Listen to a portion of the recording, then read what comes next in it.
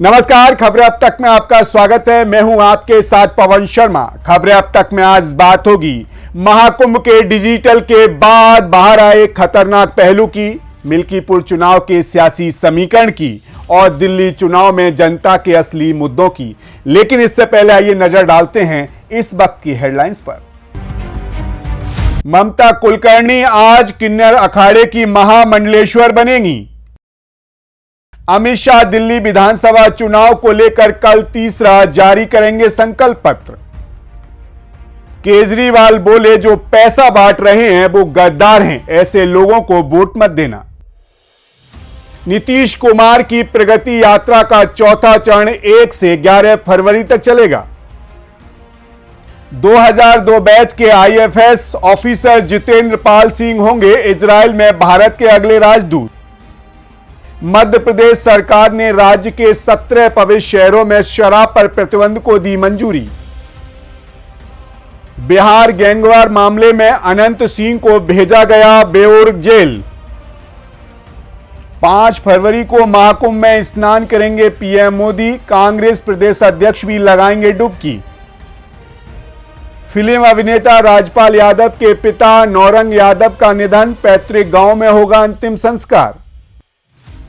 गिरावट के साथ क्लोजिंग, सेंसेक्स 76,190 के स्तर पर हुआ बंद, जबकि निफ्टी गिरकर 23,092 के स्तर पर पहुंची।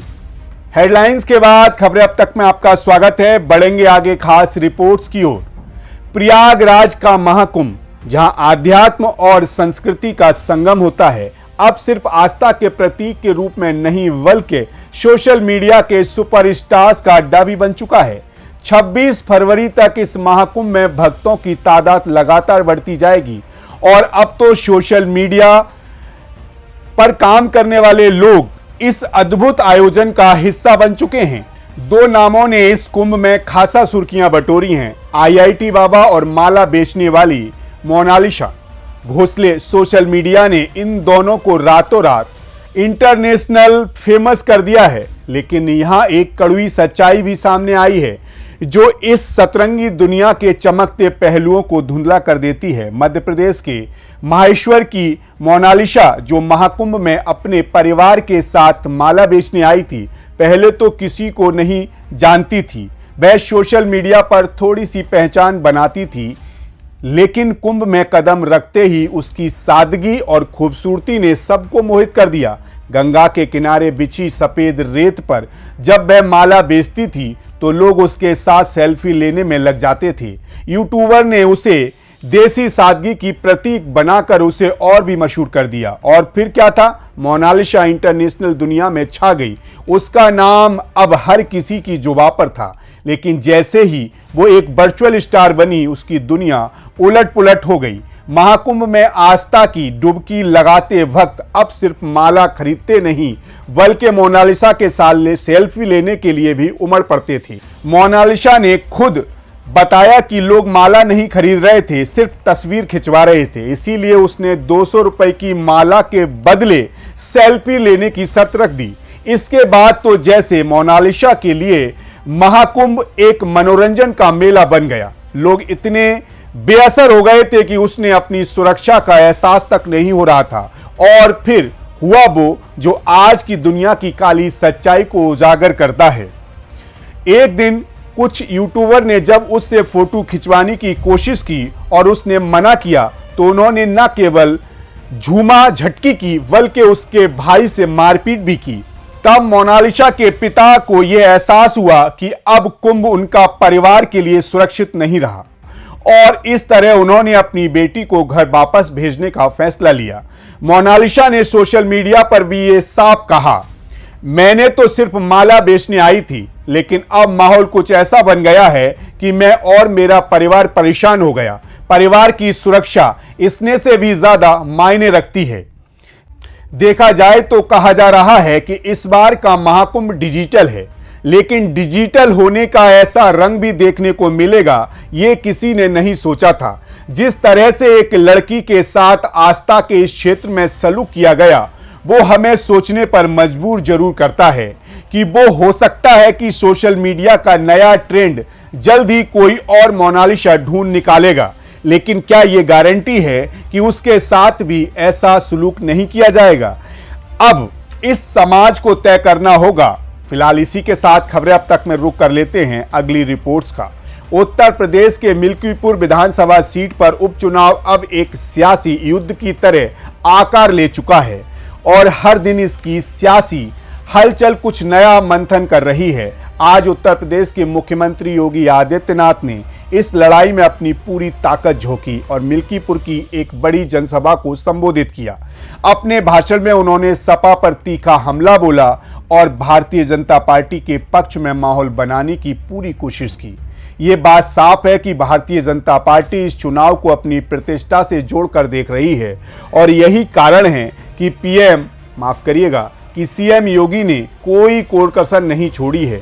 सीएम योगी के इस दौर के साथ सपा भी चुप नहीं रहने वाली। समाजवादी पार्टी के अध्यक्ष अखिलेश यादव और डिंपल यादव जल्द ही पार्टी के पक्ष में चुनाव प्रचार करती दिखेंगी। मिल्कीपुर में इस बार सपा और भारतीय जनता पार्टी के साथ सीधी टक्कर है। ऐसे में तमाम सियासी पंडित इसे लेकर चर्चा कर रहे हैं कि दोनों में किसका पलड़ा भारी पड़ेगा। तो चलिए बताते हैं आखिर मिल्कीपुर सीट का समीकरण क्या इशारा कर रहा है। आंकड़ों के मुताबिक मिल्कीपुर में करीब 3,58,000 मतदाता हैं। इसमें दलित और ओबीसी समाज के मतदाता खासी प्रभाव रखते हैं। यहां पासी और पिछड़े वर्ग में यादवों की संख्या सबसे ज्यादा है। दलित और पिछड़ों के साथ यह मुस्लिम मतदाता भी निर्णायक संख्या में हैं। ऐसे में सपा पीडीएफ फॉर्मूले के सहारे दम भर रही है। लोकसभा चुनाव में सपा को इसका फायदा भी मिला था और बड़ी संख्या में दलित व पिछड़े समुदाय के लोग सपा के साथ जुड़ गए थे। मिल्कीपुर सीट दोनों प्रमुख पार्टियों के लिए एक अहम माइलस्टोन बन सकती है। भारतीय जनता पार्टी इस सीट को जीतने के लिए जी जान से जुटी है ताकि लोकसभा चुनाव में मिली हार का बदला लिया जा सके, जबकि सपा के लिए सीट विशेष महत्व रखती है क्योंकि यहां अवधेश प्रसाद के इस्तीफे के बाद सीट खाली हुई है। इस लिहाज से सपा के लिए यह सम्मान की बात बन चुकी है कि वो ये सीट अपनी झोली में ही डालें। वहीं बात करें मिल्कीपुर के जातीय समीकरण की, तो मिल्कीपुर में पासी बरादरी के 55,000 वोटर हैं, मुस्लिम समाज के 30,000, यादव समाज के 55,000 वोटर हैं, ब्राह्मण 60,000, क्षत्रिय और वैश्य मिलाकर 45,000 वोटर हैं। अन्य जातियों में 20,000 कोरी, 18,000 चौरसिया, पाल और मौरी वोटर शामिल है। सवर्ण वोट भारतीय जनता पार्टी के हमेशा साथ रहा है और अब पार्टी ने दलित और पिछड़ों को भी जोड़ना शुरू कर दिया है। पार्टी ने इसके लिए प्रदेश के 6 मंत्रियों को जीत की जिम्मेदारी दी है। दोनों डिप्टी सीएम केशव प्रसाद मौर्य और ब्रजेश पाठक भी समय समय पर यहां के दौरा कर रहे हैं।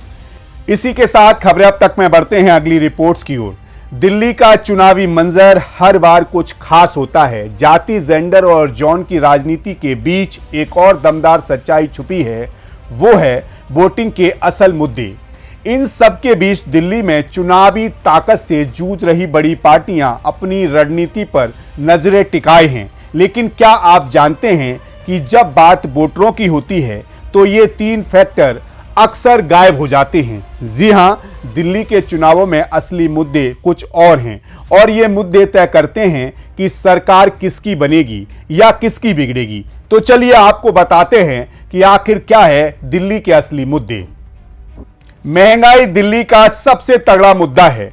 आपका क्या ख्याल है, दिल्ली में महंगाई का मुद्दा कहीं पीछे तो नहीं छूट गया? गलती से भी नहीं। महंगाई हर चुनाव में एक ऐसे दावेदार की तरह होती है जो हर बार सरकार को चौंका देती है। 2013 में महंगाई ने 39.4% वोटरों को इतना परेशान किया था कि उनका वोट उसी मुद्दे पर गया था। इस बार भी तीनों पार्टियां महंगाई के मुद्दे पर काबू पाना चाहती हैं ताकि वोटों का गढ़ सही रहे। नौकरी, युवाओं की दिलचस्पी और नाराजगी। अगला बड़ा मुद्दा नौकरी है। दिल्ली के युवा जब वोट डालने निकलते हैं तो उनका पहला सवाल यही होता है, क्या यहां नौकरी है? 2013 में यह सिर्फ 2.5% वोटरों का मुद्दा था, लेकिन 2020 में यह आंकड़ा बढ़कर 10% हो गया था। यह दर्शाता है कि दिल्ली में युवाओं का गुस्सा और बेकारी हर बार चुनावी आंकड़ों में इंकलाब लेकर आती है। साफ पानी, बिना पानी दिल्ली नहीं। दिल्ली में पानी का मुद्दा बहुत पुराना है और जब बात हो रही हो फ्री पानी की तो ये खासा अहम बन जाता है। 2013 में महज 3.8% वोटर पानी को अहम मुद्दा मानते थे, लेकिन आम आदमी पार्टी के फ्री पानी के वायदे ने 2015 में इसे एक सुलझा हुआ और गूंजता मुद्दा बना दिया। महिला सुरक्षा दिल्ली का सबसे खास मुद्दा। दिल्ली का दिल उसकी महिलाएं और उनकी सुरक्षा। यह मुद्दा अब किसी भी पार्टी से छुपा नहीं है। निर्भया कांड के बाद दिल्ली के चुनावों में महिला सुरक्षा को लेकर चर्चा बहुत बढ़ी। 2013 में इस मुद्दे को लेकर 2.30% वोटर चिंतित थे, लेकिन 2020 में यह आंकड़ा बढ़कर 3.5% तक पहुंच गया। हर चुनाव में महिलाओं की सुरक्षा एक नाजुक लेकिन दमदार मुद्दा बनकर उभरता है, जो दिल्ली वालों की जिंदगी से जुड़ा होता है। देखा जाए तो दिल्ली में जाति, जेंडर, जॉन की राजनीति चाहे जितनी जोर पकड़ ले, असल में दिल्ली वाले अपने वोट महंगाई, नौकरी, पानी और महिला सुरक्षा जैसे मुद्दों पर ही देते हैं। चुनावी मौसम में ये मुद्दे वो फायर होते हैं जो वोटरों के दिलों में आग लगाते हैं और यही तय करते हैं कि सत्ता किसके हाथों में जाएगी। कनेक्टिविटी का सबसे मजबूत लिंक यही मुद्दे हैं जो हर चुनाव में तय करते हैं दिल्ली का भविष्य। फिलहाल ये तो थी खबरें अब तक की आज की खास खबरों की खास रिपोर्ट, लेकिन इसके अलावा एक बात और आपसे करनी है। एक दिन बाद हम गणतंत्र दिवस मनाएंगे, लोग देशभक्ति में लीन हो जाएंगे, बड़ी बड़ी बातें कर रहे होंगे, लेकिन क्या आपको पता है इस देश के बहुत से युवा आज भारत को पसंद नहीं करते, ना ही नागरिकता में रहना चाहते हैं, ना इस देश में। अमेरिका, कनाडा जैसे देशों में भारतीय बड़ी संख्या में बस रहे हैं। वजह यह है कि इन देशों में गए भारतीय अपनी भारत की नागरिकता छोड़ रहे हैं। साल 2023 में भारतीय नागरिकता छोड़ने वालों की संख्या 2 लाख के पार पहुंच चुकी है। आप सोच रहे होंगे आखिर ये चर्चा अभी क्यों? दरअसल हाल ही में अमेरिका के नए राष्ट्रपति डोनाल्ड ट्रंप गैर कानूनी तरीके से अमेरिका आ रहे लोगों पर लगाम लगाने की तैयारी में हैं। साथ ही अमेरिका की आमजन राजनीति और सख्त करने जा रहे ट्रंप को लेकर यह सवाल भी उठ रहा है कि आखिर भारतीय अपना वतन क्यों छोड़ रहे हैं? क्या कारण है कि इसमें इजाफा हो रहा है? भारतीयों की नागरिकता छोड़ने की कई वजह हैं, जिसमें विदेशों में अच्छी सैलरी और बेहतर काम करने का माहौल होना, विदेशों में हायर एजुकेशन का स्तर भारत के मुकाबले ज्यादा होना, अपने देश में अपराध दर का बढ़ना या देश में व्यावसायिक अवसरों की कमी होना। माना कि ये हमारी समस्याएं हैं, मगर देश छोड़ देने से क्या ये हमारी समस्याएं कम हो जाएंगी? अगर हमारे परिवार में कोई कमी होती है तो क्या हम परिवार छोड़कर चले जाते हैं या आपस में मिलकर इसका समाधान निकालते हैं? ये सोचने का विषय है। इसीलिए इस गणतंत्र दिवस पर इस विषय पर जरूर सोचिएगा। फिलहाल हमें दीजिए इजाजत और आप बने रहिए सी न्यूज भारत के साथ, क्योंकि यहां मिलती हैं आपके गांव और आपके शहर की वो खबर जो आपके लिए है अहम। तो बने रहिए सी न्यूज भारत के साथ, हर खबर आपके साथ, आपके हाथ।